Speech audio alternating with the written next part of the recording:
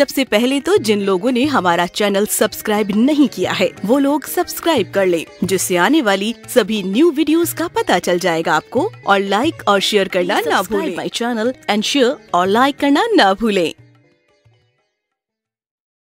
निशानी के रूप में अपना सर काट कर दे दिया इस रानी ने। आज हम आपको राजस्थान के इतिहास की उस घटना के बारे में बताते हैं जब एक रानी ने विवाह के महज 7 दिन बाद अपना शीश खुद अपने हाथों से काटकर पति को निशानी के तौर पर रणभूमि में भिजवा दिया था, ताकि उसका पति उसके रूप यौवन के ख्यालों में खोकर कहीं अपना कर्तव्य पूरी निष्ठा से निभाने में चूक न जाए। हाड़ा रानी का सरदार चूड़ावत से विवाह। शादी को महज 1 सप्ताह हुआ था। न हाथों की मेहंदी छूटी थी और न ही पैरों का अलता। सुबह का समय था। हाड़ा सरदार गहरी नींद में थे। रानी सज धज कर राजा को जगाने आई। इसी बीच दरबान आकर वहाँ खड़ा हो गया। राजा का ध्यान न जाने पर रानी ने कहा, महाराणा का दूत काफी देर से खड़ा है, आपके लिए कोई आवश्यक पत्र लाया है, उसे अभी देना जरूरी है। उसने हाड़ी रानी को अपने कक्ष में जाने को कहा। ठाकुर ने दूत से कहा, अरे शार्दुल, तू इतनी सुबह कैसे? शार्दुल ने कहा, सचमुच बड़ी संकट की घड़ी आ गई है। हाड़ा सरदार का मन आशंकित हो उठा। सचमुच कुछ अनहोनी तो नहीं हो गई है? दूत युद्ध के लिए प्रस्थान करने का निर्देश लेकर आया था। अंत में जी कड़ा करके उसने हाड़ा सरदार के हाथों में राणा राज सिंह का पत्र थमा दिया। राणा का उसके लिए संदेश था। क्या लिखा था पत्र में? उन्होंने मुगल सेना के मार्ग में अवरोध उत्पन्न करने के लिए हाड़ा सरदार को पत्र लिखा था। वहीं संदेश लेकर शार्दुल सिंह मित्र के पास पहुंचा था। एक क्षण का भी विलंब न करते हुए हाड़ा सरदार ने अपने सैनिकों को कूच करने का आदेश दे दिया था। अब वह पत्नी से अंतिम विदाई लेने के लिए उसके पास पहुंचा था। युद्ध के लिए निकल पड़े हाड़ा। केसरिया बाना पहने युद्ध वेश में सजे पति को देखकर हाड़ी रानी चौंक पड़ी। वो अचंभित थी। कहाँ चले स्वामी? सरदार ने कहा, मुझे यहाँ से अविलंब निकलना है। हंसते हंसते विदा दो, पता नहीं फिर कभी भेंट हो या ना हो। हाड़ा सरदार का मन आशंकित था। सचमुच ही यदि ना लौटा तो मेरी इस अर्धांगिनी का क्या होगा? सरदार के मन में अंतर्द्वंद। एक और कर्तव्य और दूसरी ओर था पत्नी का मोह। इसी अंतर्द्वंद में उसका मन फंसा था। विदाई मांगते समय पति का गला भर आया। ये हाड़ी रानी की तेज आंखों से छिपा न रह सका। हालांकि हाड़ा सरदार ने उसे भरसक छिपाने की कोशिश भी की। हताश मन व्यक्ति को विजय से दूर ले जाता है। ये वीरबाला को समझने में देर न लगी कि पति रणभूमि में तो जा रहा है, पर मोहग्रस्त होकर। क्या किया रानी ने?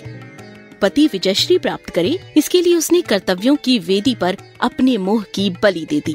वो पति से बोली, स्वामी जरा ठहरिए, मैं अभी आई। वो दौड़ी दौड़ी अंदर गई। आरती का थाल सजाया, पति के मस्तक पर टीका लगाया, उसकी आरती उतारी। वो पति से बोली, मैं धन्य हो गई ऐसा वीर पति पाकर। हमारा आपका तो जन्म जन्मांतर का साथ है। राजपूत रमणियां इसीलिए तो पुत्र को जन्म देती हैं। आप चाहे स्वामी।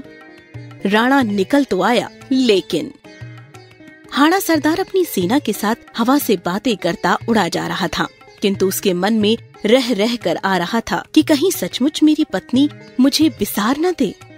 वो मन को समझाता, पर उसका ध्यान उधर ही चला जाता। अंत में उससे रहा न गया। उसने आधे मार्ग से अपने विश्वस्त सैनिकों को रानी के पास भेजा। उसको फिर से स्मरण कराया कि मुझे भूलना मत, मैं जरूर लौटूंगा। और रानी के लिए संदेश भिजवाया कि पत्रवाहक द्वारा कोई अपनी निशानी अवश्य भेज देना। रानी ने दिया ये जवाब। हाड़ी रानी पत्र में पढ़कर सोच में पड़ गई। युद्धरत पति का मन यदि मेरी याद में ही रमा रहा, उनके नेत्रों के सामने यदि मेरा ही मुखड़ा घूमता रहा, तो वो शत्रुओं से कैसे लड़ेंगे? उसके मन में एक विचार कौंधा। वो सैनिक से बोली, वीर, मैं तुम्हें अपनी अंतिम निशानी दे रही हूँ, इसे ले जाकर उन्हें दे देना।